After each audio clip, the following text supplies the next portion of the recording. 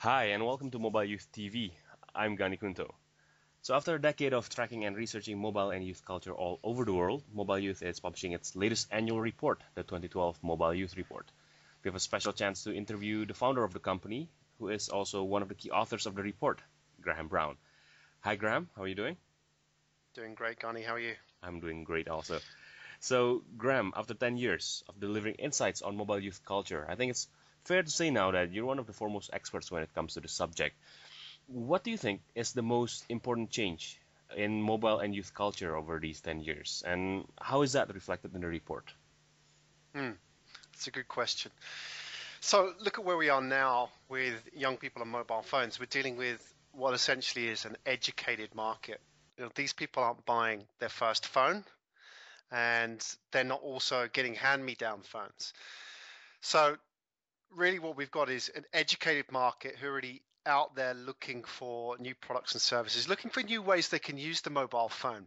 I mean, that's not necessarily new per se, but the type of bandwidth, the type of capacity they've got with these new services means that they're really pushing the envelope with what's possible with mobile today. 10 years ago, it was really just a case of young people buying mobile phones, buying colored facias for the phones, and then within a couple of years getting into text messaging. Today it's very much about young people hacking, innovating, changing what is the prescribed usage of the mobile phone. I mean, look at BBM as an example, really sort of redefining what the mobile is for the adult market. So I think really what's changed now is the level of potential impact of this market on the wider market. Before, it was really just seen with some degree of novelty. It was seen as an interesting diversion in the mobile market, but now it's very much an essential part and the future roadmap of the wider market.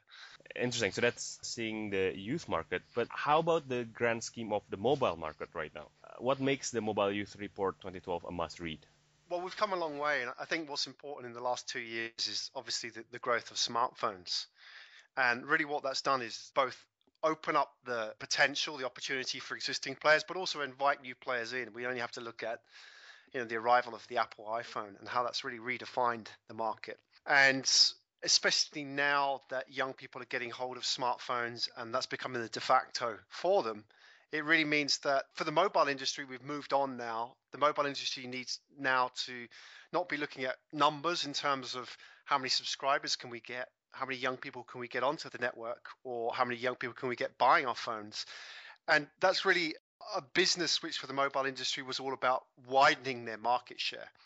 And now what's happened in the last 2 years is that's changed. And we're now looking at a business where they have to deepen their market share. So they've got to go down deeper into each customer and get a better understanding of what motivates that young person, why they buy, why they recommend products to each other, and why they discover new technologies and educate their friends about it.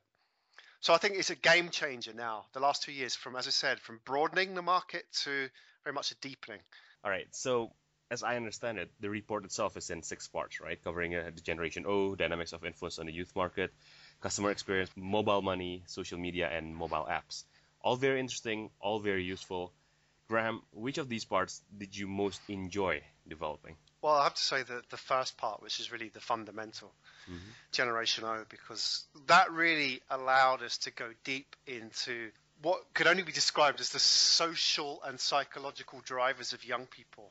And that was really the first year that we've gone at that kind of level of depth on, we spent the last year, we went out, did the air miles, we did the markets, we talked to young people. We didn't do the focus group surveys. We went out there and built relationships with them and spent, in some cases, we spent 3 or 4 weeks with individual young people and going to their houses in some cases, meeting their parents. So that was really the backstory to the whole report. I mean, what you see delivered is very much the analysis, and this is what it means to me. But you can rest assured that behind that story, there's an architecture which was built on a lot of groundwork, a lot of backstory, really getting a deep understanding of young people and their drivers, really getting the stories behind the numbers. So, what was great about that particular module was we were able to look at numbers and turn those numbers into real human stories. We actually managed to get the real stories and find out what the emotional connection was between that young person and the brands involved and the technology. And that really was a departure from the previous year's research, because we didn't have the bandwidth and the license to go out there and get to that kind of level of depth. But then clients were coming back to us and saying, hey, look, we really need to go down deep on these customers. We needed to understand beyond how they're using the mobile phones. We need to understand why. So that was really enjoyable, because that was really what we're all about, telling young people's story. Excellent. I'm sure everybody's looking forward to reading this. The first part is already out at the end of 2011, so we're looking forward to getting the rest of the report. Thanks, Graham, for your time. Thank you, Gani. So that was Graham Brown, founder of Mobile Youth, one of the key writers of the Mobile Youth 2012 report. He has also a number of different books published already on Amazon.com, so be on the lookout for those. That's all the time we have today, folks. If you're in the mobile industry, make sure you go and grab the 2012 Mobile Youth Report and go to mobileyouth.org to stay on top of the latest insights on mobile and youth. I'm Gani Kunto. Take care.